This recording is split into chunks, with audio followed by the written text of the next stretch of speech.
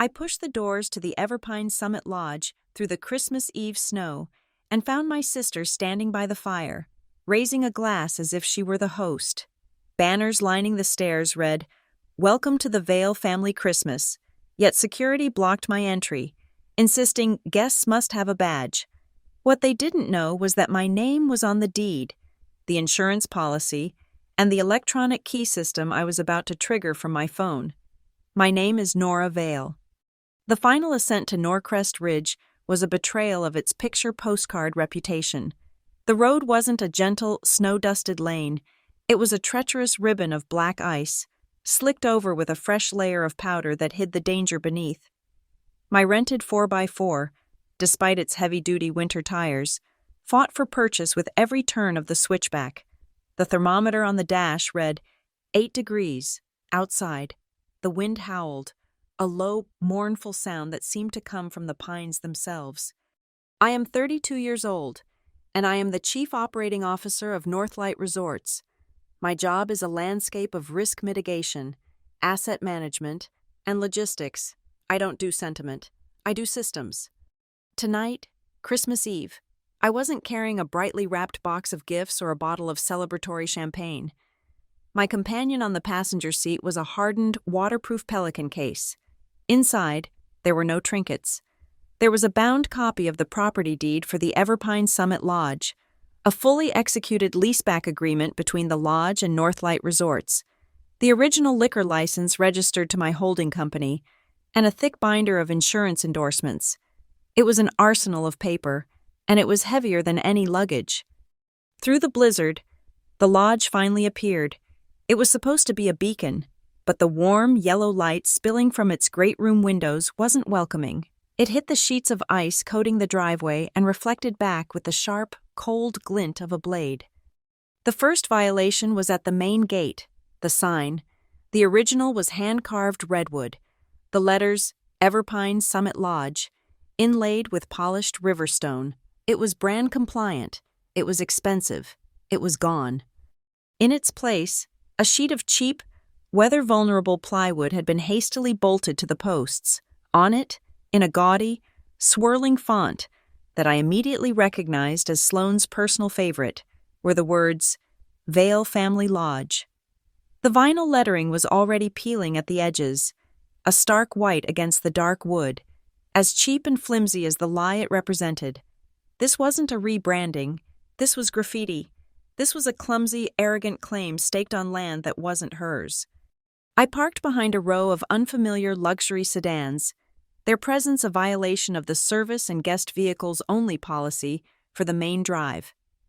I grabbed my Pelican case, my knuckles white on the handle. The cold was so sharp it felt like breathing in microscopic needles. Snow melted on the shoulders of my wool coat as I approached the massive oak doors. They were propped open. Another violation. Heat loss on a night like this was operational suicide, driving up utility costs by the hour. But I was stopped before I could even step on the welcome mat. "Whoa, hold on, ma'am." He was young, barely 20, swallowed by a black blazer that was 2 sizes too large.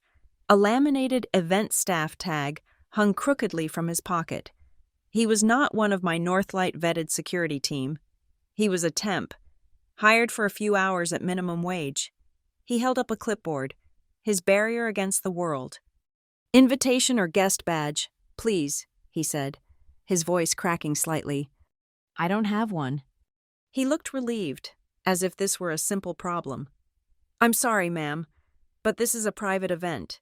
Guests must have a badge." I kept my voice perfectly level, the way I do when a contractor tries to overbill me by 6 figures. "I understand. There's been a mistake. My name is Nora Vale." I offered him my driver's license. The plastic was cold. He took it, squinting in the dim porch light, his thumb tracing my name. He turned to his clipboard, running a finger down a badly formatted, alphabetized list. He went down it once, then a second time. "I'm sorry," he said, handing the license back, his tone shifting from helpful to confrontational. "There's no Nora Vale on the list." "I am the owner of this property," I said, the words precise, each one a small, cold stone. You are standing on my property." He squared his shoulders, a kid playing at authority. "Ma'am, my boss, Ms. Sloane Vale, gave me this list. She said no exceptions. If you want to come in, you'll have to find her and get a badge." He was trying to bar me from my own building. The absurdity of it was scalding. From inside, a wave of noise and smell washed over me, the scent of fresh-cut pine. No, not fresh. It was too pungent, too uniform. It was a synthetic aerosol, sprayed to mask the smell of too many bodies in an enclosed space. And beneath it, the aroma of mulled wine, cloyingly sweet, spiked with cheap brandy. My eyes adjusted to the light inside. Looking past the guard's shoulder, the lobby was packed, and there, dominating the great room, was the tree. It was a magnificent 16-foot Douglas fir, a specimen I had approved the order for myself, but it was desecrated. It was draped, choked, in thousands of tiny, incandescent lights. They weren't the commercial grade, low-heat LEDs required by our insurance. They were cheap, consumer-grade strings, daisy-chained together in a way that made my blood run cold. I followed the tangle of green wires down to the base. They all terminated in a single, overloaded power strip, plugged into a wall socket that was never designed to handle that kind of amperage. It was a textbook fire hazard, a violation of National Electrical Code Section 406.5, a catastrophe in waiting. My gaze lifted from the tree, scanning the crowd, and then I saw her. Sloane, my sister. She was on the mezzanine balcony, the one that overlooked the great room. She was wearing a floor-length crimson dress, cut low, something she'd probably bought for a gala and never worn. She was glowing. She held a champagne flute in one hand and a microphone in the other. Her arm draped over the shoulder of David Miller, my regional head of food and beverage. Surrounding her, wrapped, was a circle of my own people, my mid-level management, the heads of marketing, operations, and guest services, the very people whose salaries were paid by the company I ran. They were nodding, smiling, laughing at something she said. And as we move into this new era, Sloane's voice, amplified by the PA system, cut through the din. I want to thank my new team for their vision and their loyalty. My new team. The words echoed in the vaulted, timber-framed ceiling. The betrayal was so blatant, so theatrical, it was almost parody. She wasn't just hosting a party, she was holding a coronation. She was announcing a coup. My eyes darted from her face to the wall behind her, tacked clumsily to the stone chimney, probably damaging the mortar, was an enormous vinyl banner.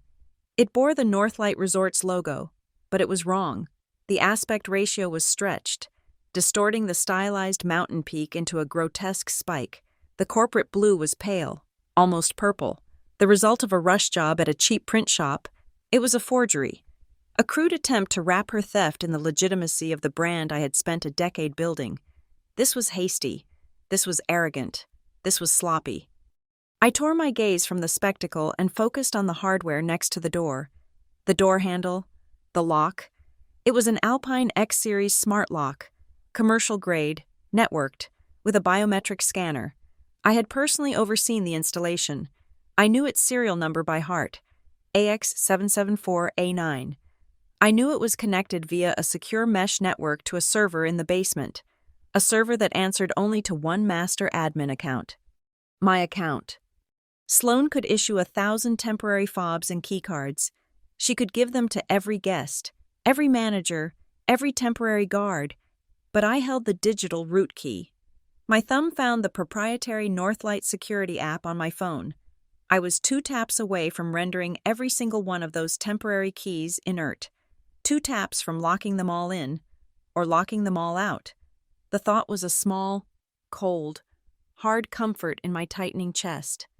I was still calculating my next move, a quiet entry through the service tunnel, or a direct confrontation right here, when my phone vibrated in my hand. It wasn't a text.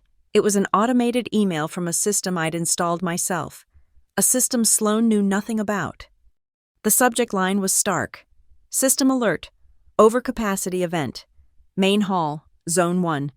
I opened it. The system used thermal imaging and discrete, beam break people counters hidden in the antique ceiling trusses. It was designed for fire safety and operations management. It was accurate to within 1%. The legal, fire marshal approved capacity for the Great Hall, given the current furniture layout and open flame fireplace, was 180 persons. The email body consisted of a single line: current occupancy, 237. My blood went cold. This wasn't a party anymore. This wasn't a family dispute or a corporate theft. This was a Class A liability.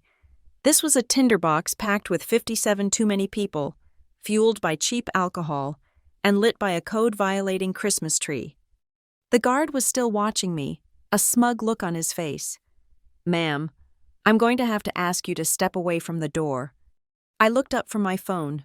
My decision made. The anger I felt was suddenly sharp, focused, and cold as the ice under my feet. I wasn't here to win an argument. I wasn't here to reclaim my property. I was here to shut this down before my lodge burned to the ground. "You're right," I said to the guard, my voice calm. I took a step back, into the falling snow, as if in defeat. "I'll just make a call." I turned my back to him, my case in hand. I wasn't calling Sloan. I was calling Maya. And then I was calling the fire marshal. I didn't need a call. I needed an entry point that didn't involve arguing with a child in a blazer. I skirted the edge of the porch, the snow crunching under my boots, and rounded the corner to the west wing, the kitchen delivery entrance. The keypad was a standard staff access panel, but the temp guard Sloan had hired wouldn't know that. I entered my override code, 881A09. The magnetic lock clicked open with a satisfying metallic thunk. I slipped inside, emerging into the stainless steel maze of the main kitchen pantry. The air was hot, thick with the smell of roasting meat and simmering sauces. Staff I didn't recognize, wearing paper hats and cheap aprons, rushed back and forth, plating canapes on trays far too small for the volume they were trying to serve. They were a contract catering crew, not my Northlight culinary team. Another expense, another liability, another sign Sloan had outsourced her entire fantasy. I moved through the chaos, invisible in my dark coat, a ghost of management past. I exited the kitchen corridor and found myself in the alcove behind the main bar, shielded by a structural pillar. From here, I had a perfect, unobstructed view of the Great Hall. It was worse up close. The heat was oppressive. A combination of 237 bodies and a fireplace roaring at maximum, its flue probably wide open and sucking every scrap of warmth up the chimney. The noise was a physical thing, a dull roar of conversation, clinking glasses, and bad music. And at the center of it all, performing her heart out, was Sloan. She was holding court by the fireplace, the over-decorated, hazardous tree at her back. A young woman with a bleached white smile was holding a smartphone on a gimbal, its glowing screen pointed directly at my sister, a vlogger, of course. "And truly," Sloan said, her voice dripping with a practiced, breathy sincerity, "it's just so fulfilling to finally step into this role as co-owner of Everpine." She poured a splash of red wine into the vlogger's glass from a bottle wrapped in a cloth napkin, a classic restaurant trick to hide a cheap label. Co-owner.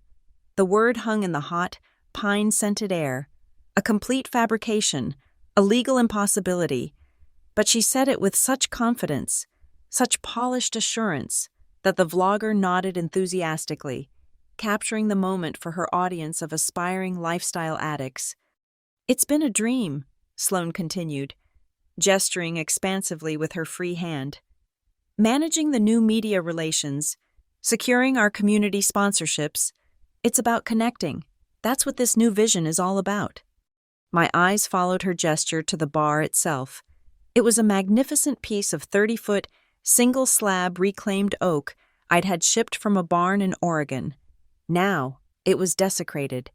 Taped to the polished wood front were glossy, laminated logos: Norcrest Ridge Distillery, Alpine Vineyards. Sponsorships. She hadn't secured sponsors. She had secured free booze from local vendors in exchange for exposure at a party, likely promising them access they would never get.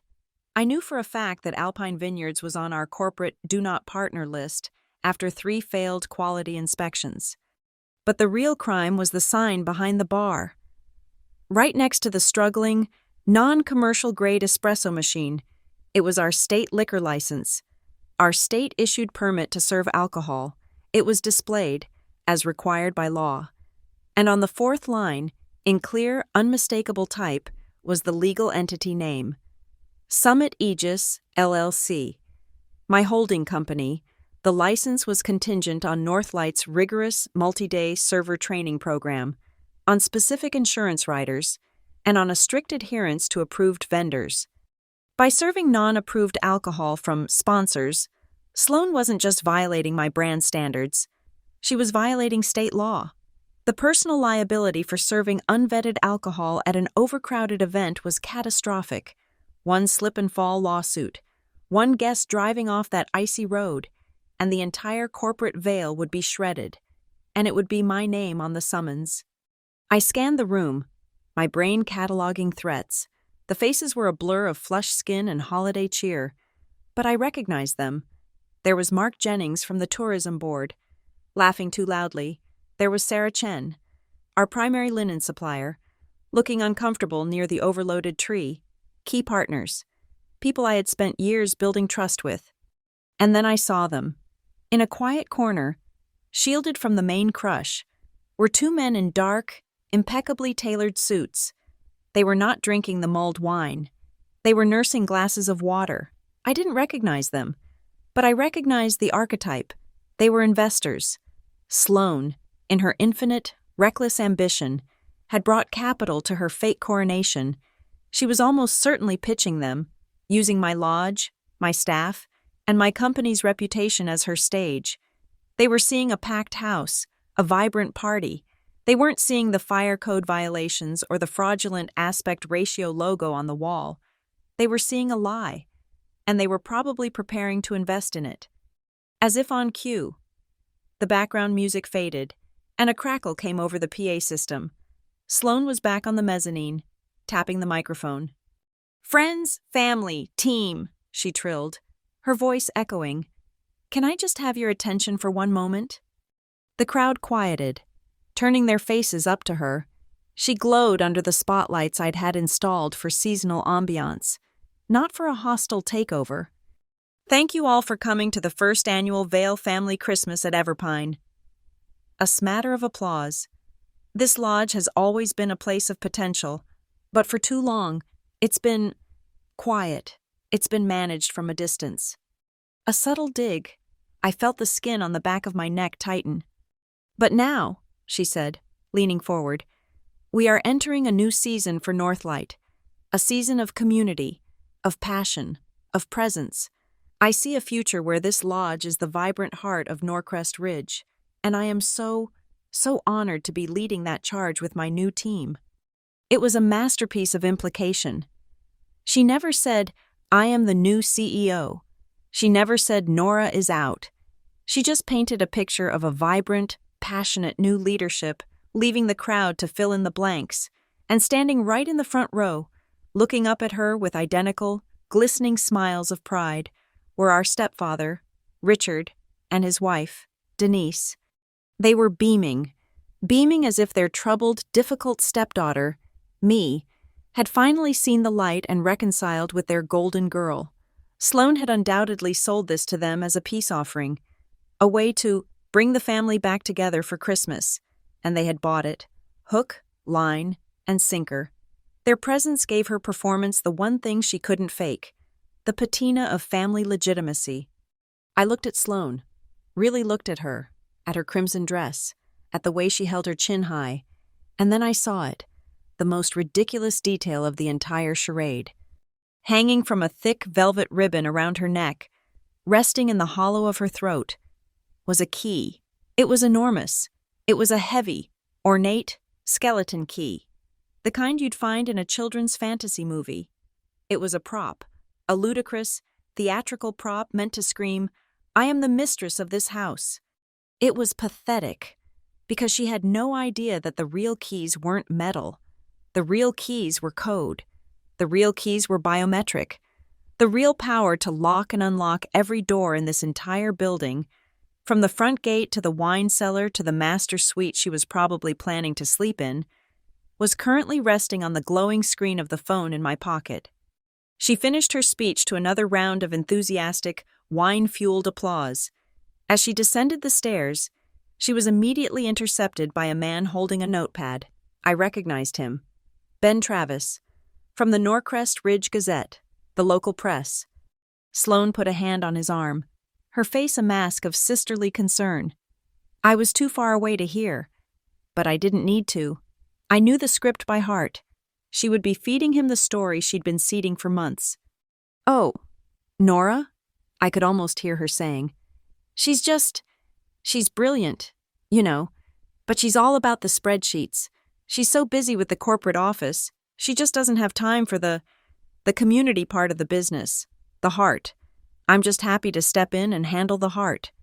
She was painting me as the absent, cold-hearted suit, and herself as the passionate savior. And Ben, who was desperate for any local interest story that wasn't about snowplow budgets, was eating it up. As if to punctuate her triumph, the band struck up. It wasn't the acoustic trio specified in the lodge's ambiance guidelines. It was a full, 5-piece rock band, complete with a drummer and 2 electric guitars. The volume was deafening, a physical assault that vibrated in my teeth. My eyes, trained by years of fire marshal walkthroughs, immediately snapped to the stage, to the amplifiers. They were stacked, 3 high. Next to the drummer, my gaze followed the thick black cables snakes nesting on the floor. They all led, just like the Christmas tree lights, to a single, flimsy, beige power strip. It was plugged into the same wall socket as the tree, via a long, ungrounded, coiled-up orange extension cord.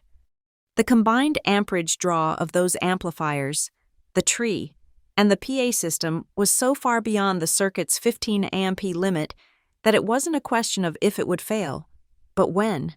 The wires in that wall were, at this very moment, likely heating up to the point of melting their insulation. That was it, the public lies, the unapproved investors, the liquor license violation, and now, the immediate, undeniable, catastrophic fire risk. The performance was over. I stepped back into the shadows of the pantry corridor, the thumping bass of the band vibrating through the steel shelves. I pulled out my phone. The screen illuminated my face in the darkness. I opened my encrypted messaging app and found the contact, Maya, my general counsel, the only person I trusted. My fingers were steady. The message was short. 6 words. The protocol we had established for exactly this kind of corporate insurgency. I typed, "Initiate Aegis protocol, execute Pinecone." I hit send. The message was sent. "Initiate Aegis protocol, execute Pinecone." I stood in the vibrating stainless steel cocoon of the pantry, the thud, thud, thud of the bass from the great hall, a physical pressure against my chest. The phone in my hand was a remote detonator, but the bomb hadn't been built tonight. It had been meticulously assembled, piece by piece, over the last 6 months. This whole disaster started not with ambition, but with a spreadsheet. 6 months ago, I was in the 40th floor boardroom at Northlight headquarters, listening to our CFO drone on about optimizing the portfolio. The Everpine Summit Lodge was on the chopping block. A consistent seasonal loss leader, he called it, his laser pointer circling a red bracketed number on the screen. "It's a drain on capital. The board recommends liquidation of the asset." I felt a cold, sharp object lodge itself in my throat. Liquidation, a sterile word for failure. They saw a line item. I saw the lodge I had personally acquired for the company 5 years ago. The first major deal I'd ever closed. I knew its potential. I knew its weaknesses. Its only weakness was that the corporate office, in its infinite wisdom, kept trying to run a mountain lodge like a beach resort, failing to understand the rhythm of the high country. The board voted to sell. That night, I didn't sleep. I sat at my desk, the city lights a distant, indifferent blur, and I ran the numbers. I ran them as Nora Vale, COO, and they confirmed the CFO's story, but then I ran them as Nora Vale, hospitality strategist. I factored in new revenue streams, corporate retreats, high-altitude training, exclusive use buyouts. I built a model that turned the seasonal loss into a lean, high-margin profit. The company wouldn't listen, so I made a decision. If Northlight wouldn't save its own asset, I would. 2 days later, I filed incorporation papers for Summit Aegis LLC, Aegis, the shield of the gods, my shield. I funneled my entire vested stock bonus into its new business account. It wasn't enough, not nearly. I made one call, not to a bank. The loan committees would take weeks. But to a private equity fund run by an old mentor. I laid out the plan, the numbers, the risk. I wasn't asking for a corporate investment. I was asking for a personal bridge loan, secured against my own Northlight shares. It was a terrifying gamble. If I failed, I wouldn't just be fired, I would be bankrupt. He agreed to wire the funds in 24 hours. A week later, I was the sole signatory on a cashier's check. Northlight Resorts, in its rush to clear the books before the end of the quarter, sold the Everpine Summit Lodge in a quick off-market deal to a private holding company. They were so happy to get the red number off their spreadsheet, they didn't even dig into who Summit Aegis LLC was. The next day, Summit Aegis LLC, me, signed a new 30-page leaseback agreement with Northlight Resorts. Northlight would continue to operate the lodge, paying my LLC a handsome fee to do so. I had, in effect, become my own company's landlord. And I went to the Wilder County Clerk's office. I filed the deed. I filed the leaseback. And crucially, I filed a UCC-1 financing statement, a public lien that specified that all furniture, fixtures, and equipment, FF&E, down to the last ice machine and coffee mug, as well as all signage and intellectual property associated with the Everpine Summit name, were collateral. They were assets of Summit Aegis, not Northlight. All of it was public record. All of it was discoverable. But in the chaos of Northlight's corporate restructuring, with senior VPs jockeying for position and a persistent rumor of an insider leaking strategy to a competitor, no one was looking. No one was paying attention to the details. I was counting on that. I was keeping my head down, my ownership a secret, waiting for the right moment to prove the lodge's new, profitable model. I was playing the long game. Then Sloane called. She was crying. That's how it always started. Her artisanal flower arranging business, Petal and Vow, had wilted. The investors had pulled out. She was $80,000 in credit card debt and was being evicted from her loft. I should have just sent her the money. I should have known better. But our step-parents, in their well-meaning, damaging way, had pressured me. She just needs a chance. Nora, she looks up to you. You're so successful. So I offered her a lifeline, a mistake born of a flicker of pity I couldn't afford. Come up to Everpine, I'd said, my voice tired. I'm testing some new event concepts. You can help. Learn the logistics. See if you like the hospitality side. It's a temporary gig. A trial. A trial. A chance. I gave her a small budget. A set of clear directives for 3 small, local mixers. I was trying to teach her my world. The world of margins, liabilities, and logistics. She learned a different lesson. She saw the lodge, not as a complex business, but as a beautiful stage. She saw my absence, my necessary, strategic absence, as a vacuum. Within 3 weeks, she had drained the test budget. She had hired her own friends as consultants. She started introducing herself as the Director of Community Engagement, a title that didn't exist. Then I heard from a regional manager that Sloane had been telling vendors I was preparing for a transition and that she would be taking over the reins of the lodge. She wasn't building a career. She was building a narrative. She was staging a coup. That's when I knew she wouldn't stop. That's when I knew she would eventually mistake my quiet, strategic ownership for weakness. And that's when I started to build the trap. If Sloane was going to burn the house down, I was going to make sure I owned the fire extinguisher, the alarm system, and the insurance policy. I flew to Norcrest Ridge under the guise of a Q3 systems review. My first stop was the security contractor. We walked the property. I want the entire lock system replaced, I told him.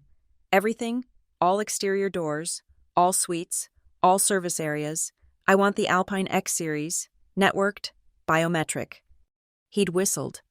That's a defense-grade system. Ms. Vale, expensive. It's a strategic asset, I'd replied. And I will be the sole root administrator. All other access will be tiered and revocable, by me, from my phone. Next, I met with the head of our tech integration. We stood in the Great Hall, looking up at the 30-foot ceiling trusses. I need occupancy counters, I said. Easy, he said. We can put a turnstile at the door. No, I said.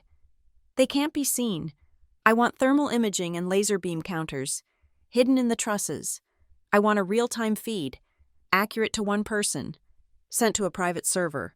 And I want automated alerts sent to this email address if the count exceeds fire code. He'd looked at me, puzzled. That's very specific.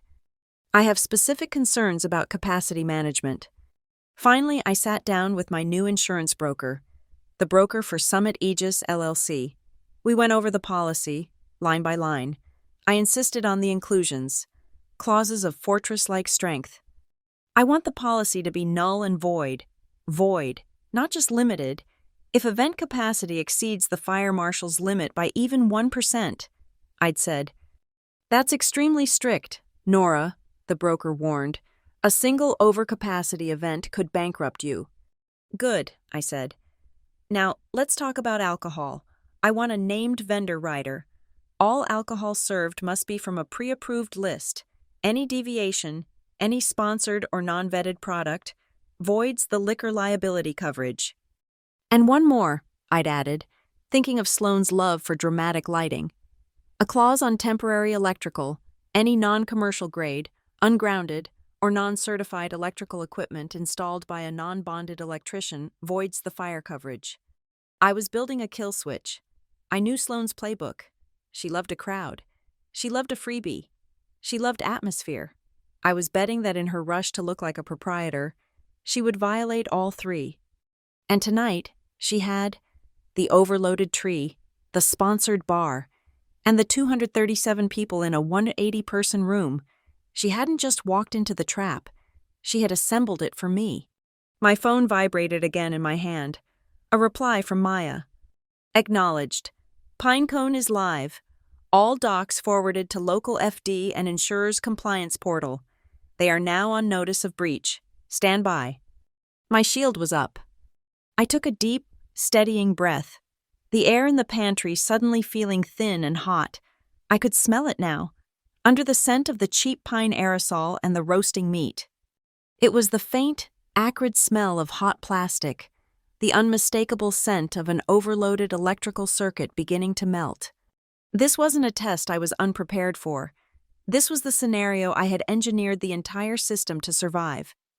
I pushed open the pantry door, the thumping bass and the wall of noise hitting me.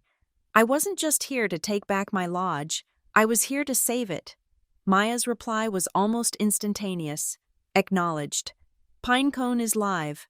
All docs forwarded to local FD and insurers' compliance portal. They are now on notice of breach. Stand by. Pinecone, the code name for the cloud folder where the digital copies of my entire arsenal were stored, forwarded to the fire department, to the insurance compliance portal. This was not a warning. It was a legal notification of an active breach of contract. Maya hadn't just armed the weapon. She had logged the target. I moved from the hot, chaotic kitchen pantry into a small, cold service alcove, a glorified closet containing breaker boxes and water mains. I knelt on the concrete floor and thumbed the latches on the Pelican case. They opened with a pressurized hiss. Inside, there was no padding, just stacks of manila folders and 3-ring binders, tabbed and labeled with a precision that bordered on obsessive. This was my paper trail, and every page had teeth. I didn't need my phone to see the evidence. I had brought the originals. My fingers found the first folder, labeled Insurance, Summit Aegis, LLC. I pulled out the 10-page rider I had spent 2 days negotiating. I had it practically memorized. I ran my thumb down the page to Clause 4A. Special Event Exclusions. The language was not ambiguous. It was not open to interpretation. It was a steel trap. Any commercial, ticketed, or sponsored event not pre-authorized in writing by the underwriter, or any event found to be in violation of local fire code, including stated capacity limits, shall immediately and automatically render this policy, in its entirety, null and void. Null and void. Not subject to review, not limited coverage. Void. As of this moment, thanks to Sloane's 237 guests and her sponsored bar, this multi-million-dollar lodge had no fire coverage, no liquor liability, and no general liability. If one of those overloaded circuits caught fire, if one of those 237 guests tripped and broke an arm, the financial responsibility would not fall on the insurance company. It would fall on the legal owner of the asset. It would fall on me. I pulled out the next document. It was a hard copy of the final email from Fire Marshal Davies, dated 3 months ago. After my installation of the new suppression system, it was a simple dry confirmation.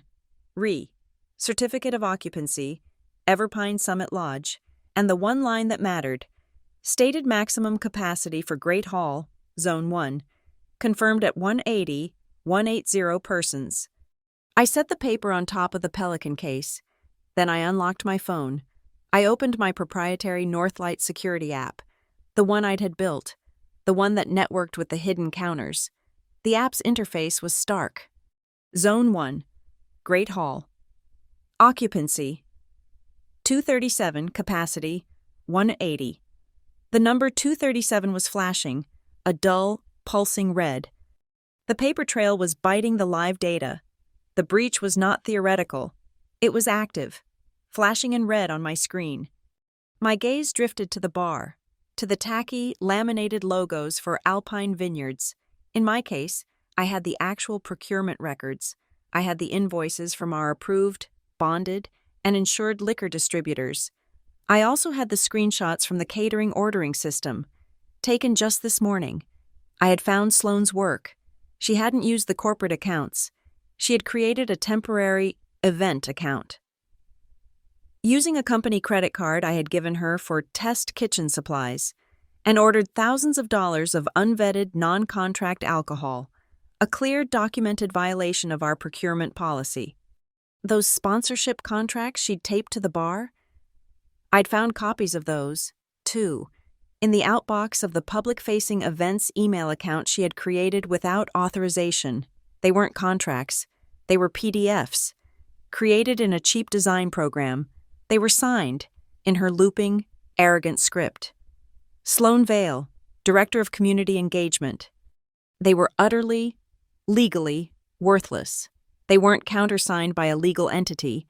They weren't signed by Northlight Resorts. They weren't signed by Summit Aegis LLC. They were the meaningless promises of a fantasist, and they had just nullified our entire insurance portfolio.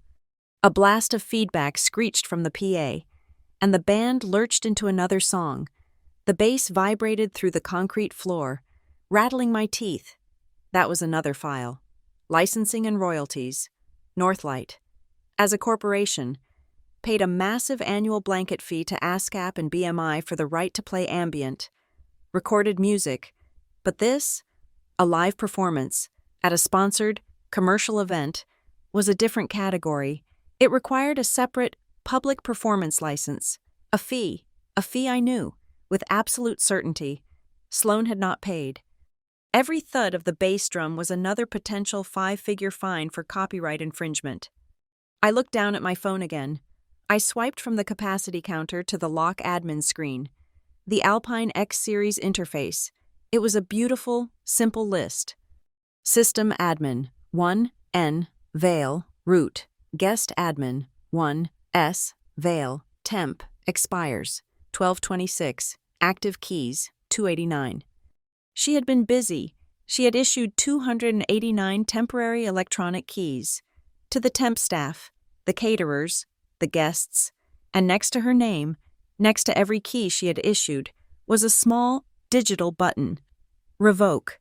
She was playing Queen of the Castle with a prop key on her chest, completely unaware that the God key, the digital root that could turn her entire kingdom into a pumpkin, was in my hand. I had a screenshot of this screen, printed and tucked into the folder, just in case my battery died. My operational mind took over. The anger receded, replaced by the cold, clear logic of asset recovery. My watch, synced to my productivity app, vibrated on my wrist. It was my checklist. 1. Notify legal. Breach of fiduciary duty. Maya's text confirmed this. Done. 2. Notify insurer. Mitigation of liability. Maya's text confirmed this. Done. 3. Notify authorities. Active risk to life. This was next. The smell of hot plastic from the overloaded sockets was now undeniable. This was not a drill. I swiped to my phone keypad. I didn't call 911. That would create panic. I called the Norcrest Ridge Fire Department's non-emergency line, a number I knew by heart. A dispatcher answered. Fire Marshal's office. This is Nora Vale, owner of the Everpine Summit Lodge at 4000 Alpine Road, I said, my voice low, calm, and perfectly clear. I am on site. I am conducting a systems check, and my internal occupancy counters are flagging a critical overcapacity event. I am reading 237 persons in my Great Hall, which is rated for 180. I am also identifying multiple, immediate fire hazards from non-compliant electrical wiring. A pause. Then, understood. Ms. Vale, we are dispatching a code compliance team for a friendly inspection. Can you confirm your on-site location? I am on site and will meet the marshal at the front entrance. They are on their way. I hung up. Done. 4. Document active breach. I stepped out of the alcove, into the service hall. I held my phone up and took 3, high-resolution, time-stamped photographs of the overloaded power strip by the stage, the one with the orange extension cord, the one powering the amps and the tree. I took another of the crowded bar, showing the sponsored signs next to the unmanned TABC license. 5. Cease liability generation. That meant the bar. The free-flowing, unvetted, uninsured alcohol. 6. Reduce occupancy to legal limit. The fire marshal would handle this. I would assist. 7. Secure asset. That was the final step. The checklist was complete. My watch vibrated once. A silent confirmation. All preparation complete. Execute. I closed the Pelican case. The latches snapped shut with a sound of finality, like the closing of a vault. I left the case in the alcove. I didn't need it anymore. The documents had done their work. They were not evidence for a future fight. They were the ammunition for the one that was about to begin. The paper trail had done its biting. Now it was my turn. I kept only one thing in my hand. The single, printed sheet of the insurance rider. Clause 4A. I took a deep, steadying breath. The air was hot and thick with the smell of sweat, cheap wine, and melting plastic. I pushed open the door to the service corridor, stepped out from the shadows, and began to walk. The crowd was a solid wall of bodies, but they parted, annoyed. As I pushed through, my eyes were locked on one target. She was by the fireplace, laughing, her prop key glinting in the light of the overhot Christmas tree. I walked toward my sister. I walked toward my fireplace. I wove through the crush of bodies. The heat was a physical weight, pressing against my skin, smelling of synthetic pine, spilled alcohol, and the unmistakable, sharp stench of overheating electronics. The band was in the middle of a jarringly loud guitar solo, the sound a chaotic assault that perfectly matched the risk profile of the room. People were packed shoulder to shoulder, a dense, flammable mass of humanity. My path was a slow, deliberate series of excuse me's and pardon me's, each spoken with a tight, professional smile that revealed nothing of the cold fury beneath. Sloane was near the fireplace, flushed with her success, accepting a kiss on the cheek from one of our stepfather's golf buddies. She was laughing, her prop key swinging from her neck. She didn't see me until I was 3 feet away. Her smile froze. It didn't vanish, but it hardened, the warmth evaporating instantly, leaving only the shape of it. "Nora," she said, her voice dropping, losing its performative warmth. "What are you? I thought you were in the city." "I was," I said, my voice just loud enough to be heard over the music. I gave her the same smile I gave the guests I'd just pushed past. "Sloane, that was a beautiful speech. Truly, you have a real flair for it." She was immediately suspicious. Her eyes narrowed. "Thank you. I was just so moved. I was hoping you'd let me add a toast." I gestured to the wireless microphone still sitting on the lectern by the stage. "If you don't mind?" This was the trap. She couldn't say no. Not in front of her audience. Not after her entire speech about community and passion. To deny her sister a Christmas toast would shatter the illusion of the loving, unified Vale family she had so carefully constructed. She hesitated, her gaze flickering to the vlogger, who was now filming our interaction. "Oh," she said, forcing the smile to return. "Of course. Nora, of course. I'd love that." "Wonderful." I walked the 3 steps to the lectern. The band, seeing someone approach the mic, brought the song to a ragged close. The sudden, relative silence was a vacuum. 237 conversations tapered off, replaced by a confused shuffling. All eyes, the investors, my step-parents, my managers, turned to me. I picked up the microphone. I tested it. "Check, 1, 2. My voice, calm and amplified, boomed through the room. It had an immediate, chilling effect. This was not the voice of a party. This was the voice of a quarterly review. I stood beside the lectern, which, as I'd suspected, was wired into the large, 90-inch flat screen mounted above the massive stone fireplace. The screen was currently displaying a tasteful, looping video of falling snow. Sloane had been using this podium all night. "Good evening, everyone," I began. "Thank you so much for coming," I smiled. A wide, corporate, reassuring smile. "My sister, Sloane, has done a truly remarkable job putting this all together." I paused, letting the word remarkable hang in the air. Sloane, standing frozen by the fireplace, relaxed slightly. She thought I was praising her. "For those of you I haven't had the pleasure of meeting yet," I continued, "my name is Nora Vale." I saw my step-parents, Richard and Denise, beam from the front row. This was it, the reconciliation they'd been hoping for. I let the beat pass. Then I delivered the first cut.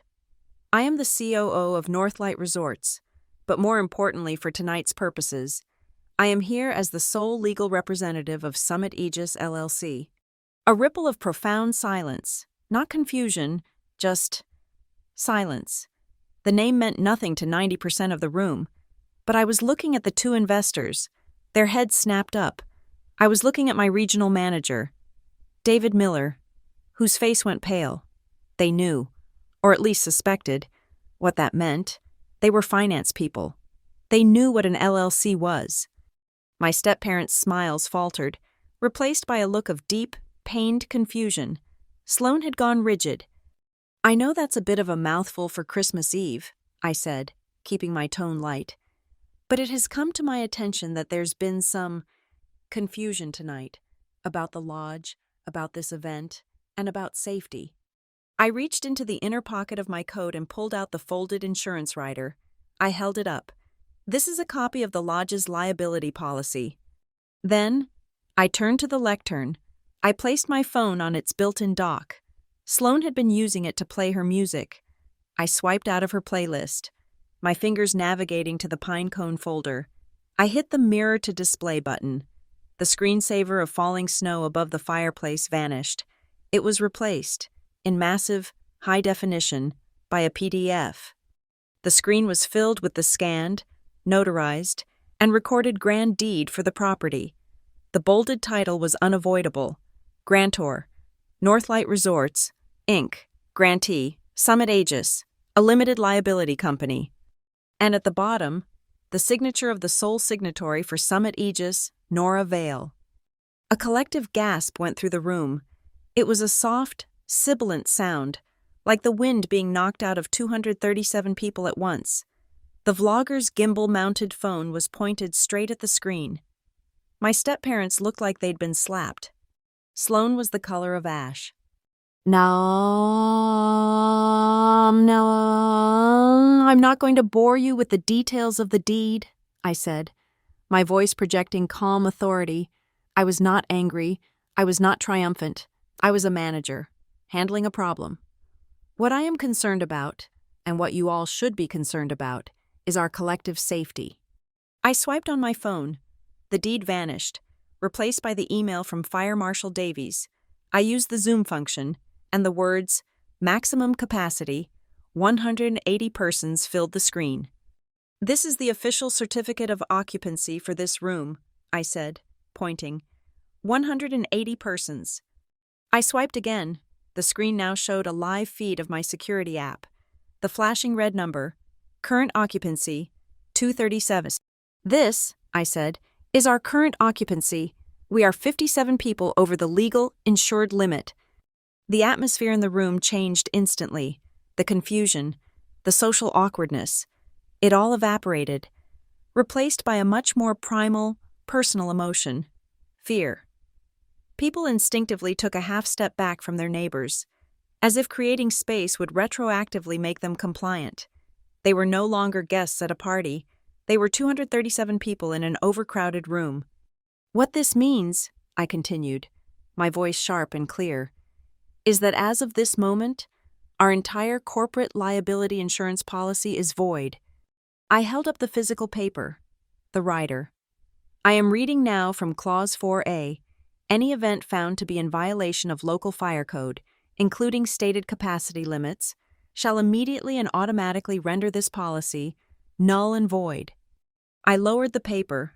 This also includes, I'm afraid, the use of non-compliant electrical equipment. My eyes flicked to the overloaded power strip by the stage.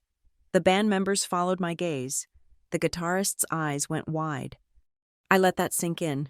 The silence was absolute, broken only by the crackle of the fireplace. I am not here to end the party, I said, my voice softening, shifting from legal to logistics. I am here to ensure we can all celebrate Christmas safely and responsibly. I smiled again, that same warm, capable smile. So, here's what we're going to do. We are going to take a brief, 10-minute intermission.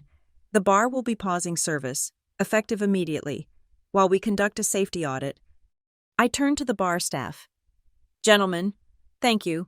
Your shift is covered. Please begin your closing procedures. They looked relieved, nodding, and immediately started capping bottles. I turned to the band. Gentlemen, thank you for that. Energetic set. You guys are fantastic. We are going to take a paid 15-minute break, as per the standard Northlight performance contract. If you could please power down your amplifiers and unplug that extension cord, our hospitality manager will get you all a round of hot coffee in the green room. They didn't argue. They practically jumped to unplug the overloaded strip. They knew exactly how dangerous it was. I turned back to the crowd. We have a beautiful, warm, and most importantly, legally compliant lounge in the West Wing. Our staff is going to help guide some of you over there, where we will be continuing this Christmas Eve celebration in a cozier, more intimate, family mode setting. For those of you who are key partners or vendors, I will be in the lobby to answer any questions about this transition. The guests were already moving. They were confused. They were murmuring, but they were compliant. I hadn't yelled. I hadn't made a scene. I had presented a clear, undeniable, and frankly terrifying legal and safety problem, and I had immediately offered a clear, professional, and safe solution. I wasn't an angry sister. I was the responsible adult. I was the authority. The paper and the numbers on the screen had established that beyond any doubt. As the crowd began to thin, moving in an orderly fashion toward the West Lounge, Sloane finally moved. She stalked toward me, her face a mask of incandescent rage, the crimson dress a blur. She got right up to me, her voice a low, vicious hiss, meant only for me. You, she whispered, her hands clenched into fists at her sides. "You're ruining it. You're ruining my Christmas. You're ruining everything." I didn't raise my voice. I didn't even look her in the eye. I kept my gaze on the crowd, monitoring the flow of people. I waited until she was done. Then I leaned in, my voice just as quiet, my words a scalpel. "Sloan," I said softly, "I'm saving Christmas from a fire, and I'm saving you from a lawsuit." My phone vibrated in my pocket. A new message from Maya. I looked down, my back still to the room, while the confused murmuring of the relocating guests provided a low hum of cover. Sloane's hiss was still in my ear. "I'm saving you from a lawsuit." The message on my screen was not from our encrypted app. It was a standard SMS, a single line, designed to look innocuous. "Did you see the Q4 event cost overrun analysis I sent? Check it now." It was a code. It meant she had found the money. I kept my body turned away from the room, my focus seemingly on the lectern, as if I were shutting down the presentation. I opened the Pinecone folder. Maya had already uploaded new files. File: Wire could transfer DC21 to PDF. File: LLC REG Vale Celebrations PDF file. VAD Storage Cam 143 MP4. My blood, which had been cold with adrenaline, turned to absolute ice. This was no longer about incompetence. This wasn't about ego or a childish desire to play house. My finger hovered over the first file. It was a wire transfer confirmation. 3 days ago, a transfer of 48,500 from the Northlight Resorts regional event account, an account I had given Sloan limited access to for her test events, to a newly registered entity, Vale Celebrations LLC. I opened the second file, the LLC registration, filed 4 weeks ago. The address was a P.O. box in Norcrest. The sole signatory, the only member, was Sloan E. Vale. She hadn't just thrown an unauthorized party. She had created a shell corporation and had wired herself, or her new company, nearly $50,000 of Northlight's money. I looked at Sloan. She was standing frozen by the fireplace, her face pale, watching the crowd thin out, her humiliation palpable. She thought the worst was over. She thought she had been shamed for being a bad host. She had no idea I was staring at evidence of a felony. Then I saw the 2 investors, the men in the dark suits. They hadn't left. They had lingered by the main door, watching me. They weren't guests. They weren't family. They were here for a pitch, and Sloan's entire performance, the packed room, the sponsors, had been for their benefit. They were watching me, their expressions unreadable, assessing the real power structure. They were my real audience. I took a breath. I tapped the microphone, which was still live. The soft thump cut through the shuffling. "Excuse me," I said. "A brief final announcement. This is for everyone, but especially for our potential investment partners who joined us tonight." The 2 men stopped. They turned, their full attention on me. I turned back to my phone, still mirrored on the massive screen above the fire. The guests who were still in the room, my step-parents, the remaining family, all stopped to look. My sister spoke of her new team and her new vision. I'm afraid that vision also included a few things that were not on the official agenda.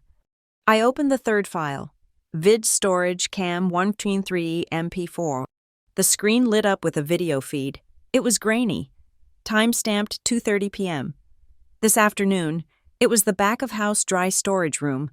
2 of the temp staff caterers Sloan had hired were standing over cases of wine. The video had no sound, but the actions were unmistakable. One of them was using a portable heat gun to peel the labels off cheap, screw-top bottles of Central Valley Red, 8 out of 99s. The other was carefully applying new, glossy, impressive-looking labels. The labels of Alpine Vineyards, our supposed sponsor. "What you are watching," I narrated, my voice cold and steady, "is not a sponsorship. It is counterfeiting. It is fraud, taking cheap, unvetted product and relabeling it with a premium brand to deceive guests and, I assume, potential investors, about the value of this operation. A horrified murmur went through the remaining crowd.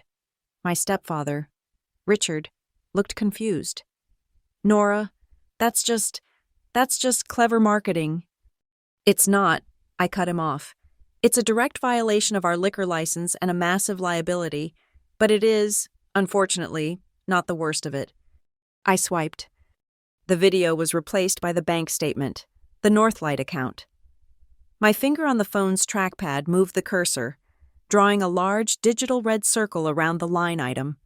Wire transfer, Deke 21, 48,500, Event Services, Vale, to Vale Celebrations, LLC.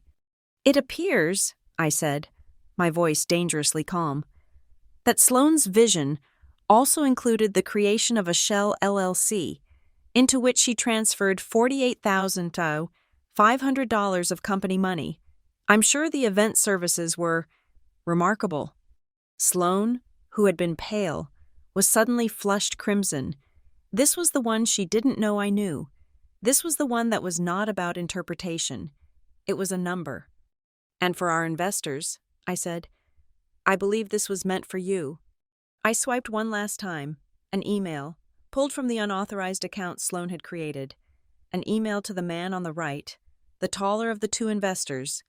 Subject: Confidential, Everpine, Equity Partnership. The email was from Sloane. It was a long, rambling, breathless pitch about new energy and capturing the market, and the final paragraph, which I zoomed in on so it filled the entire screen. And to formalize our partnership, I am offering a 10% equity stake in the Everpine asset itself, in exchange for a $250,000 seed investment. I've attached the wire instructions for my holding company, Vale Celebrations LLC, so we can move quickly. Nora is focused on corporate and is fully supportive of me taking the lead on this.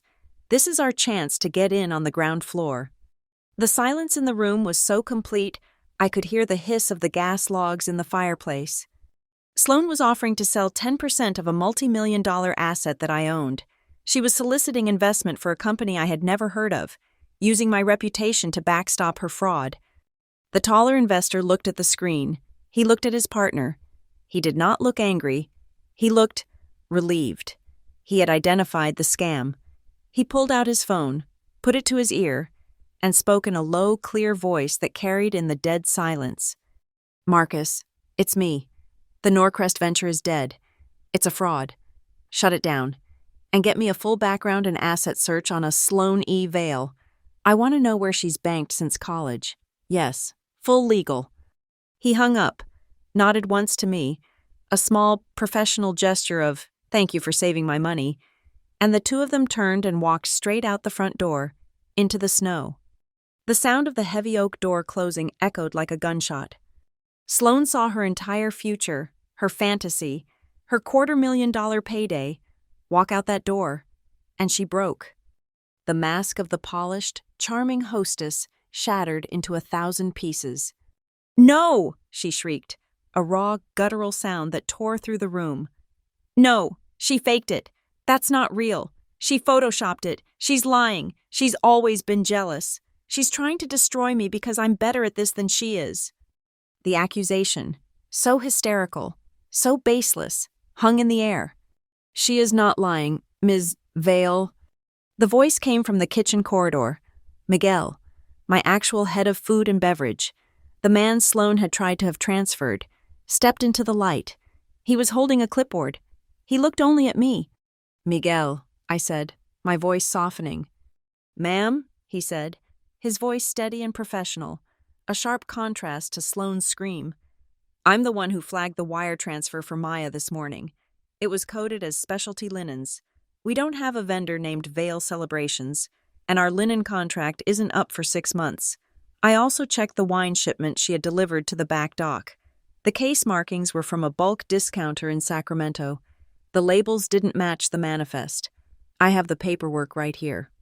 He held up the clipboard, the paper trail, the real one. Sloane's scream died in her throat, replaced by a choking sob. Miguel's testimony, so calm, so factual, from a loyal employee, had just destroyed her last shred of plausible deniability. This was the final cut. The family, my step-parents, my aunts, my uncles, finally unfroze. But their anger was not directed at Sloane. It was directed at me. "Nora!" My stepfather, Richard, stalked toward me, his face red with anger. "This is unconscionable. This is Christmas Eve. You have humiliated your sister. This is a family matter. You should have handled this in private." An aunt I hadn't seen in years pointed a finger at me. "This is disgraceful. You've made your point. You've taken the house. Now stop. You're just cruel." I let them vent. I waited until the tide of their familial, protective outrage had crested. Then I turned, not to them, but to the room, and I spoke into the microphone one last time. "As of this moment," I announced, my voice cutting through their anger, "Northlight Resorts is initiating a full internal fraud investigation. This is now a legal and financial matter, being handled in accordance with the company's ethics and risk policy, a policy which, I remind you, I authored." I looked at Richard. My voice was devoid of all heat. This stopped being a family matter the second it became a $48,000 wire fraud. This is not a misunderstanding. It is a crime, and I am handling it as such to protect this company, its employees, and this asset from ruin. I clicked off the microphone. I turned to the last, shell-shocked guests. "For all our friends and family, our simplified Christmas celebration will continue in the West Lounge. We have hot cider, acoustic music, and cookies. My actual staff will take care of you. This event is over." The last of the crowd, including my step-parents, who looked at me as if I were a monster, began to shuffle away. They were beaten, confused, and angry, but they were leaving. Soon, the only person left in the cavernous, silent great hall was Sloane. She was standing, trembling, by the dark, powerless Christmas tree. She was alone. I walked over to her. I wasn't triumphant. I was just tired. The adrenaline was gone, leaving only the cold certainty of what came next. "Sloane," I said, my voice quiet. She wouldn't look at me. "I am about to go into the lobby and apologize to our legitimate partners and vendors for this, for the safety risk, and for the fraud. I am offering you, right now, one chance. Come with me. Stand next to me, and we will apologize together." It was an offer of fairness, a life raft, a chance to own it, to be part of the solution, to show a shred of the integrity she had pretended to have all night. She slowly lifted her head. Her face was a ruin of smeared mascara and pure, unadulterated hatred. "I hate you," she whispered, the words small and sharp as broken glass. She turned. She yanked her arm away as if my presence burned her, and she walked, not to the lounge with the family, but stumbling, alone, toward the main entrance and the cold, dark night. She turned away. Sloane was gone. She had chosen the storm over the apology. Her footsteps swallowed by the howl of the wind as she vanished through the main doors, leaving a vortex of cold air in her wake. The last of my outraged relatives had followed the promise of hot cider to the West Lounge. Their parting glares intended to wound me. They left me standing in the center of the ruined Great Hall. The silence that descended was heavier than the band's music had been. It was a thick, accusatory silence, filled with the smell of spilled wine, cooling food, and the sharp, lingering tang of hot plastic. Then I heard it. It was a sound that cut through the thick, insulated walls of the lodge, a sound that belongs only to the high, cold mountains. Not a siren, but the deep, percussive whoop-whoop of a heavy-duty air horn, the kind used by emergency vehicles to navigate treacherous, snow-blind passes. My call had been answered. I walked to the main doors, pulling my coat tighter. Through the tall glass panels, I saw the lights. They were not the frantic, spinning strobes of a full-blown emergency, but the rhythmic, pulsing blue and red of a vehicle on official business, a massive, bright yellow Norcrest Ridge Fire Department engine, its tires wrapped in heavy chains, was navigating the last, icy turn of my driveway. It wasn't running hot. This wasn't a panic. This was a procedure. I opened the heavy oak door just as the truck hissed to a stop. The cold was a physical slap, a blast of ice crystals that stung my face. A man climbed down from the passenger side, pulling the collar of his heavy turnout coat up. He was tall, his face weathered, and his expression was one of profound, professional weariness. This was Marshall Davies. "Ma'am," he said, his voice a low gravel, not shouting over the idling engine. "Marshall," I replied, my own voice calm, not carried away by the wind. "Nora Vale. I'm the owner. Summit Aegis LLC. I'm the one who called." "I know who you are. Ms. Vale," he said. He looked past me, into the cavernous, empty room. "You reported an overcapacity and an electrical hazard." "Correct. The capacity issue is self-correcting. We are moving the remaining guests to the West Lounge. The electrical hazard is on the stage." I didn't need to say more. I had prepared. From the alcove, I retrieved a slim leather-bound folder. Not the Pelican case of legal armaments, but a simple, professional portfolio. I handed it to him. "My certificate of occupancy, rated for 180, I said, my fire exit and evacuation plan, and the manifest from my internal sensor system, time-stamped at 2052 showing 237 persons. Davies took the folder. He didn't open it. He just looked at me. A flicker of something, surprise, respect, in his eyes. "You keep this handy." "It's my job," I said. He nodded once, then stepped past me into the warmth of the hall. His boots, heavy with snow, left dark, melting prints on the slate floor.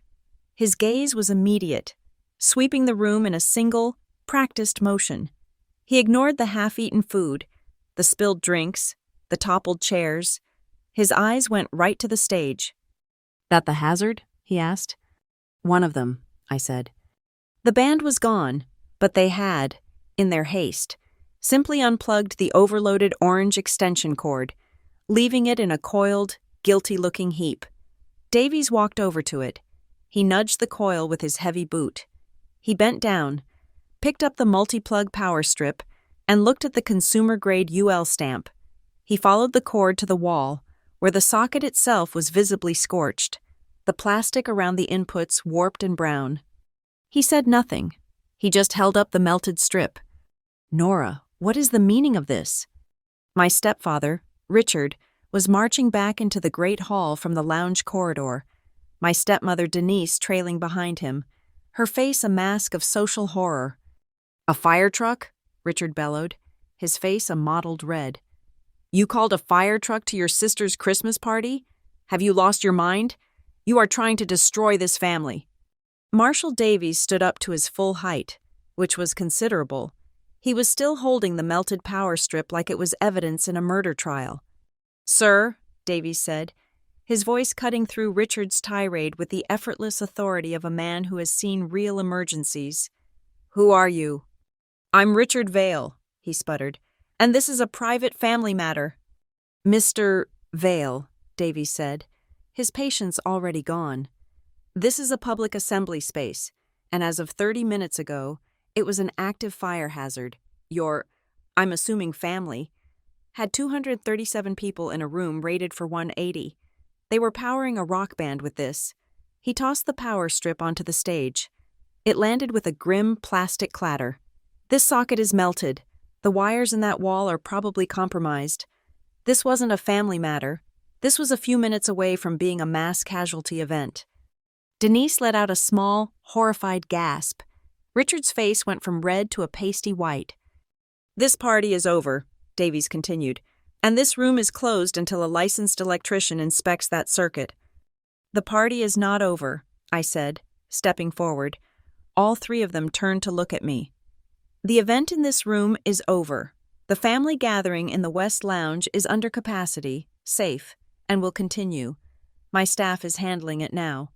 "Your staff?" Richard sneered, trying to regain some footing. Sloan hired temporary caterers," I cut in. "My Northlight team is now on duty. I looked at Miguel, who had been quietly coordinating the cleanup from the edge of the room.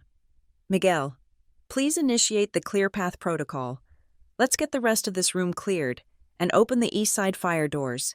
I want a cross breeze. Let's get the smoke and the smell out of here. Yes, ma'am, he said, and motioned to two of my uniformed staff. They moved to the east wall and pushed the panic bars. The doors swung open with a pneumatic whoosh, and the clean, frigid night air blasted into the room.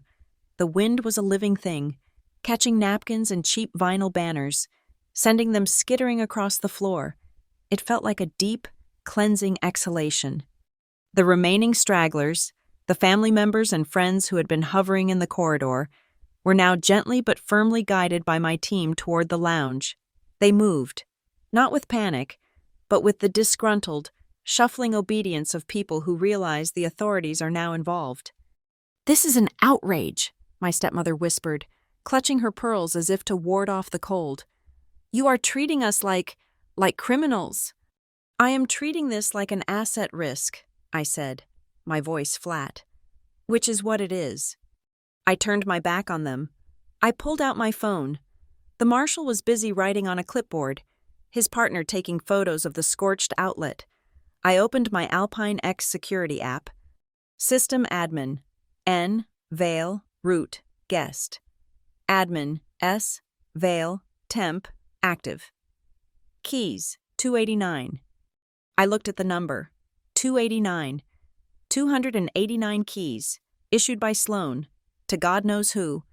Temp staff, friends, the vlogger, the investors, 289 points of liability, 289 potential ways for my sister to sneak back in, to steal documents, to do more damage. I tapped on her name. A new menu appeared. Deactivate account. Revoke all issued keys. My thumb hovered over the second option. I thought of the prop key on her chest, the key she thought gave her power. This was the real key. I pressed the button. A confirmation box appeared. "Are you sure you want to revoke all 289 keys associated with Vale?" I pressed confirm. The app processed for a moment. Then the line for active keys flashed and updated. Active keys, 1. Mine. In 1 second, I had digitally and physically reclaimed my entire building. Every temp card issued by Sloan was now a useless piece of plastic. The locks on the front door, the service entrance, the wine cellar, the master suites. They would no longer recognize her. She was, in every meaningful sense, locked out. It was a cold, clean, surgical cut, an owner lockdown. "All right, Ms. Vale." Marshal Davies's voice pulled me back. He clicked his pen. "We've inspected the lounge. You're at 42 guests. Well within code. We've shut off the breakers to this half of the building. The room is safe, but it's offline until your electrician signs off." He handed me the clipboard. It was a standard compliance report. He had checked the box, hazard mitigated. "I need your signature here," he said, pointing to a line at the bottom. "Property owner, manager." I took the pen. The plastic was cold. I signed my name, Nora Vale, in the slot, not as CEO of Northlight, not as a sister or a daughter. I signed it as the owner, the one who was responsible, the one who had to clean up the mess. "You got lucky tonight, Ms. Vale," Davies said, taking the clipboard back. "Luck," I said, "is the residue of design." He almost smiled. "You have a good Christmas, Marshal." "You too," he said. He nodded to his partner, and the two of them walked out into the swirling snow, the heavy door thudding shut behind them. The red and blue lights painted the windows for a moment, then reversed, and were gone. The only sound was the deep, mournful howl of the wind rushing through the still open fire doors.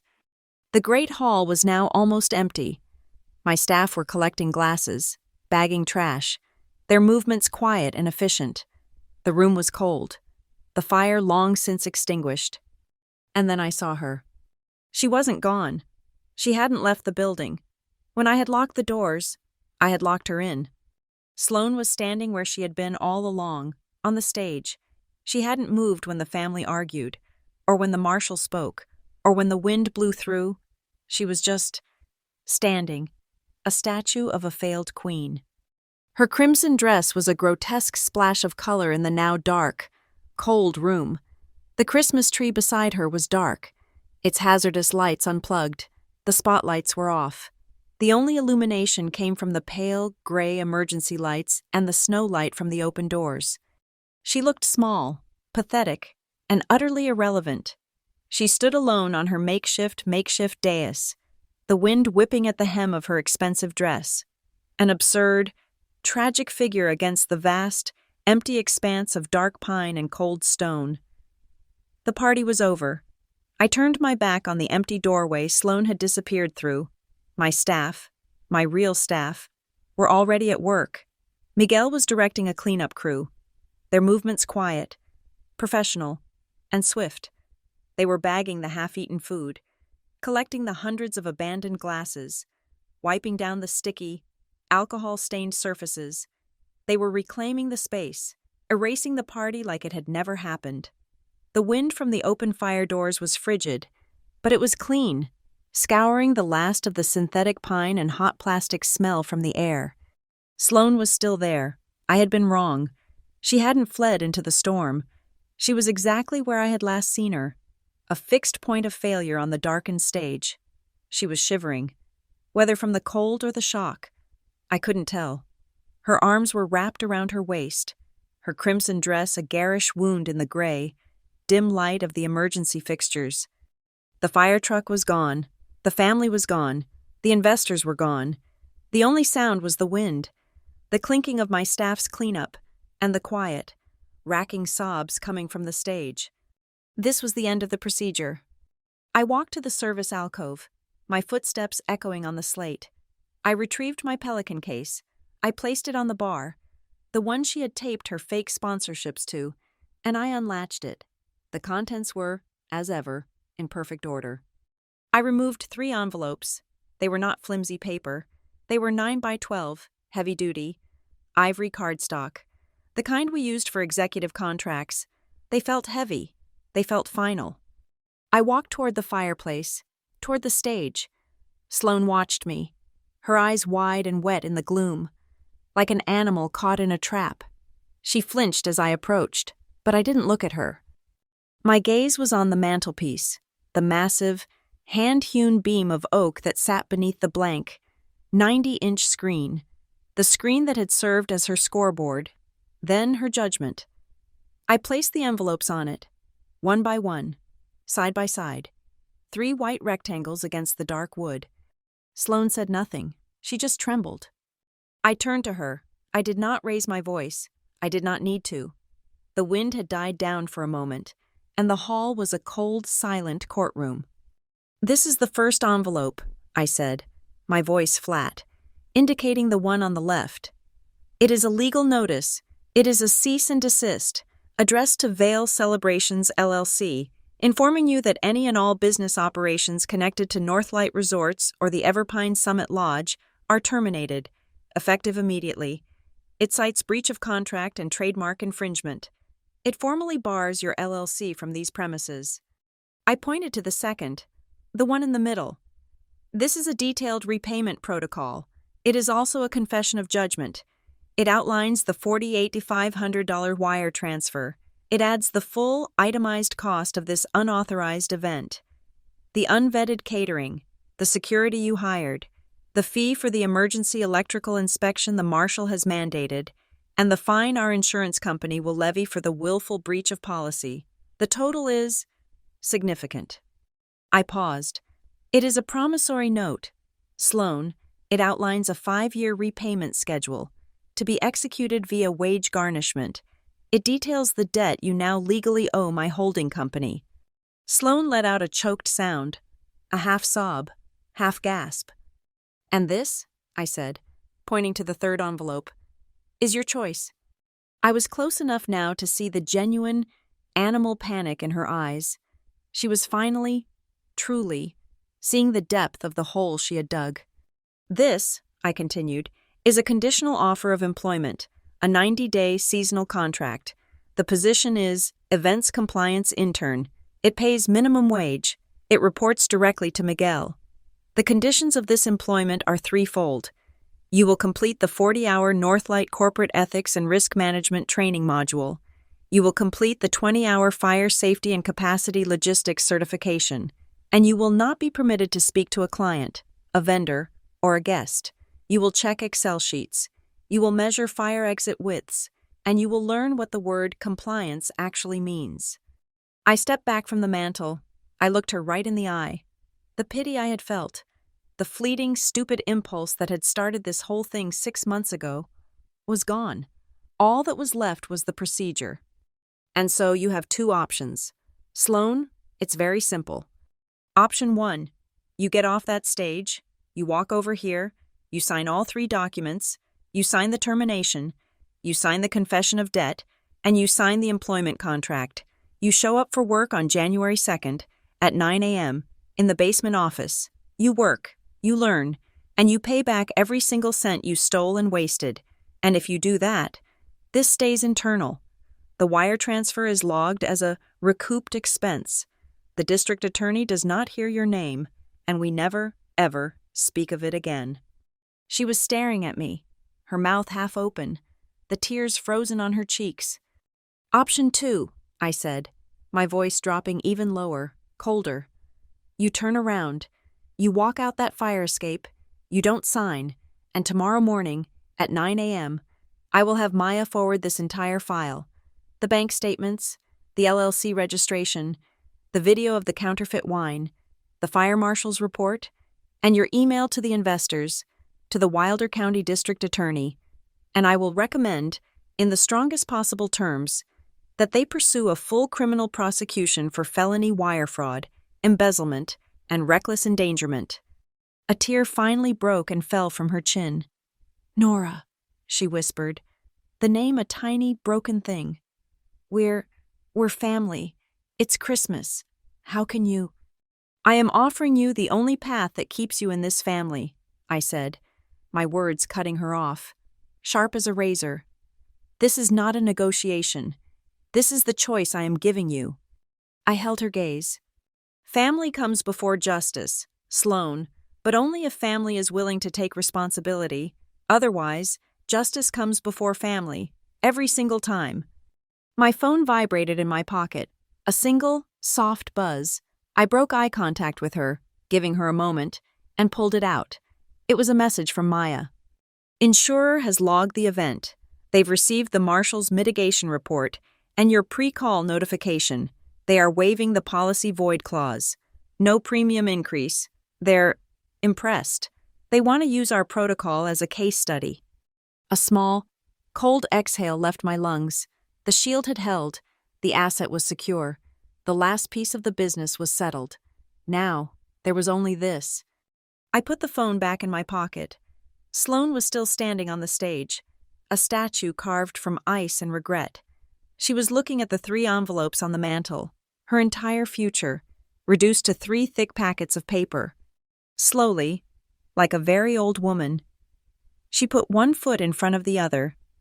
She descended the single step from the stage, her high heels clicking once, twice, on the hardwood floor. She walked, her steps unsteady, across the slate floor to the fireplace.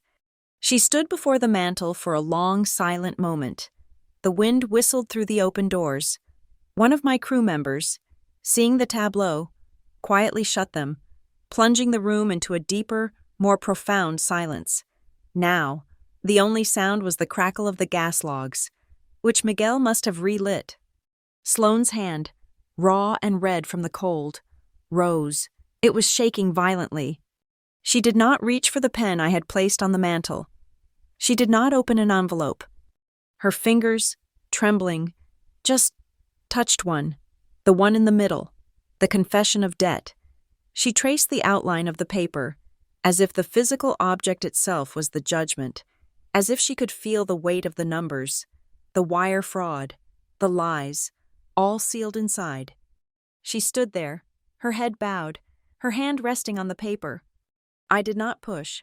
I did not say, well, I did not tap my foot. I had built the trap. I had laid the bait. I had presented the options. The choice had to be hers. I turned my back to her, A deliberate, final act. I gave her the dignity of making her choice without my eyes on her. I walked a few paces away, toward the now dark Christmas tree, breathing in the scent of real, cold pine from the branches. I let the silence, and the weight of the paper, and the finality of the law do the work. The choice was hers. I stood by the dark, powerless Christmas tree, my back to her. The silence in the great hall was a physical thing, a cold, heavy blanket. The only sound was the low hiss of the gas logs in the fireplace, which Miguel had relit, and the quiet, methodical clinking of glasses as my staff cleared the wreckage. Then, a new sound, the scratch of a cheap ballpoint pen on heavy, expensive cardstock. It was a small, dry, lonely sound in the vast, empty room. I heard her, a whisper, so quiet I almost mistook it for the wind. I just thought. I turned. She was still standing at the mantel, the pen in her hand. She was looking around at the empty space, at the dark, unplugged tree, at the staff who were bagging up the remnants of her grand party. Her gaze was unfocused, her eyes red and swollen. I thought if I just looked the part, she whispered, her voice cracking. If I looked like the owner, if everyone believed I was, then I would be. I thought I could just become it. It was the most honest thing she had ever said, the core of her entire catastrophic performance, not malice, not even, at her core, greed, just a deep, hollow, childish desire to be me, without doing the work.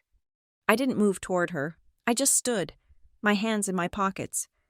The owner isn't the person who stands by the fire. Sloan, I said, my voice not unkind, just factual. The owner is the one who signs the electric bill. The owner is the one who memorizes the fire code. The owner, I added, my gaze flicking to the scorched outlet on the wall, is the one who shows up when the fire truck arrives. She looked down at the paper. She signed the first document, the cease and desist. Her signature, usually a looping, arrogant sprawl, was tight, small, and spidery. She slid it across the oak mantel. She pulled the second document toward her, the confession of judgment, the $48,500 plus costs. She stared at the number at the bottom of the page for a long, vacant moment. She signed it. She pushed it toward me. Finally, she pulled the third envelope, the conditional offer of employment, the intern job, the ultimate humiliation.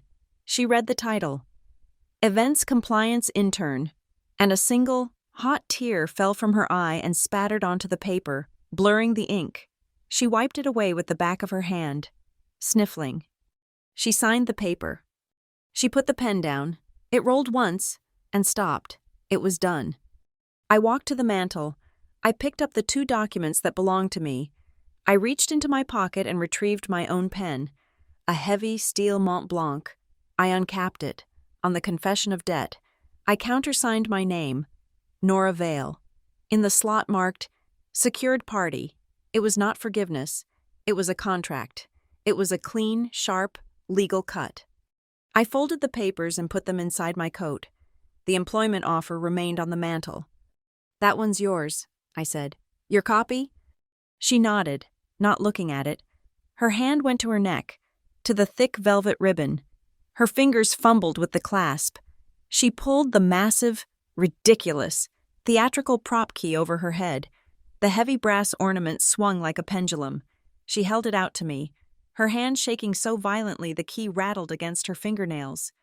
I didn't take it. I looked at Miguel, who was standing nearby. Miguel, would you get me a small archive box, please? And a label. He nodded and returned a moment later with a simple, gray cardboard box, the kind we used for storing old invoices. I placed it on the mantel. Put it in the box, Sloan, I said. She dropped it in. The sound it made as it hit the cardboard was dull and final. I took the label from Miguel, wrote MISC, Event Props, 1224 on it, and sealed the box. I then reached into my own pocket and pulled out a simple, white plastic card. It was a standard issue guest key. Your temp staff card has been deactivated, I said. This will get you into the building and into a guest room on the 3rd floor. It expires on January 2nd. Miguel will show you which one. She took the card, the small, light, functional piece of plastic. She had been demoted from fantasy owner to actual, temporary guest. Nora? The voice came from the lounge corridor. My stepfather, Richard, and Denise, they were walking toward us. Their faces a mixture of shame and apprehension. They had clearly been sent from the safe lounge to… what? Plead her case? Nora, Dear, Denise began, wringing her hands. We didn't understand what Sloan was. We just thought it was a party. We had no idea about the money, the fraud. We're sorry, Richard mumbled, looking at the floor. We wanted the family together. We thought you were being harsh. I looked at them. The anger I had felt earlier was gone. They were just irrelevant. They were not part of the operation. They were collateral damage of Sloane's ambition. I didn't want their apology. I didn't need it. It's handled, I said. The 2 words were all the reply they needed. I was not going to lecture them. I was not going to absolve them. The incident was closed. I turned my gaze back to my sister, who was still clutching her new white keycard. Miguel will take you to your room. I have work to do. I turned my back on all 3 of them. I left them in the cold, echoing silence of the great hall, and walked to the bar, which was now spotless. I pulled out my laptop. My work wasn't done. The threat was mitigated, but the cleanup was just beginning. I opened my email.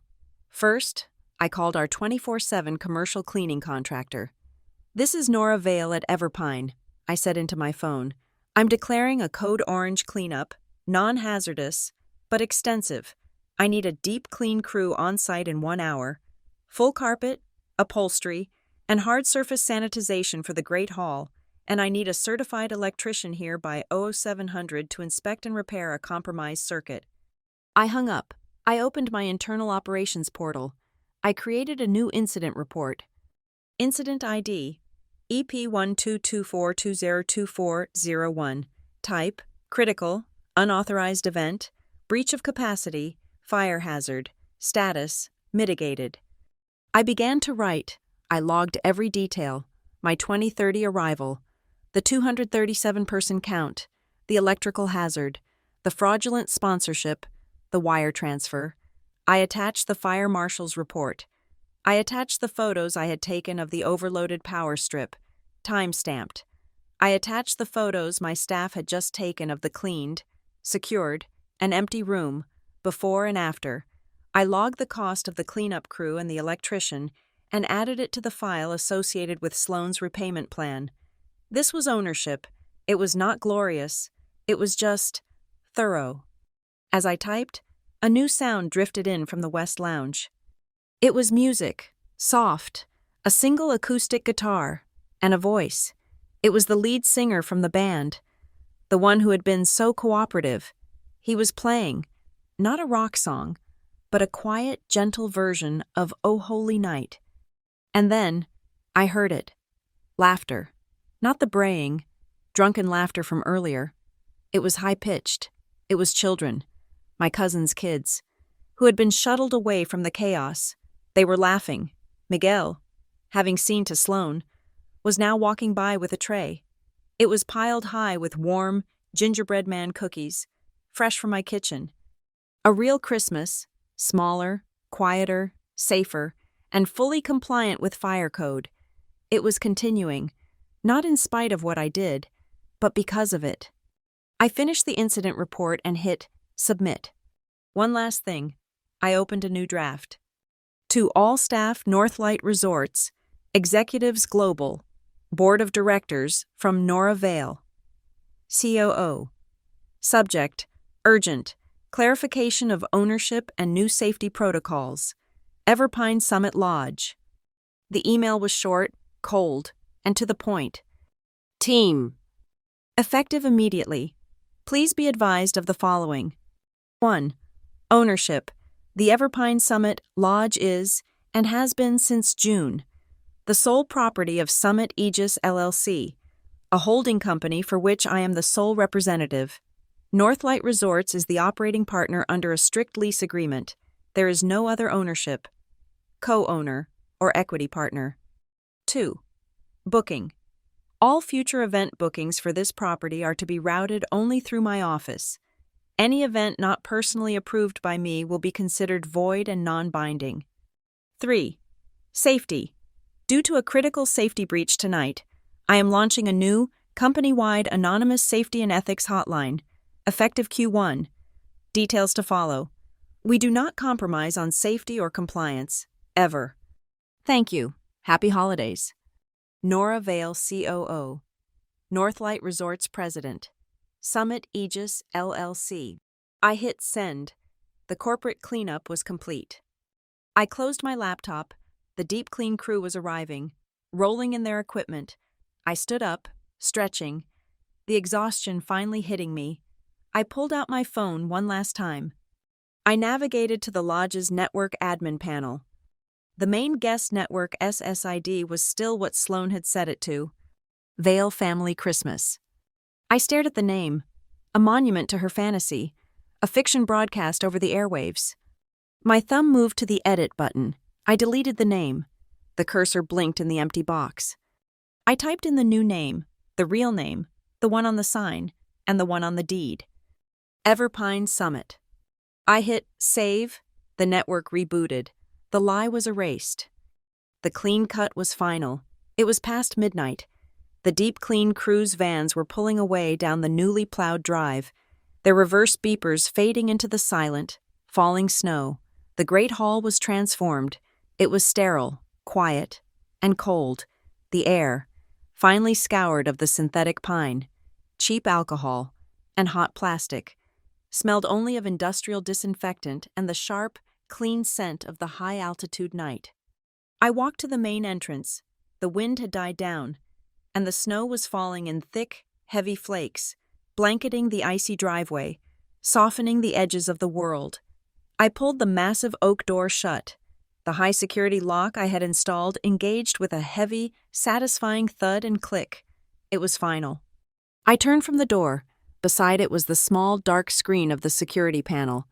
I didn't use the keypad. I took my wallet, and from it, the simple, matte black card.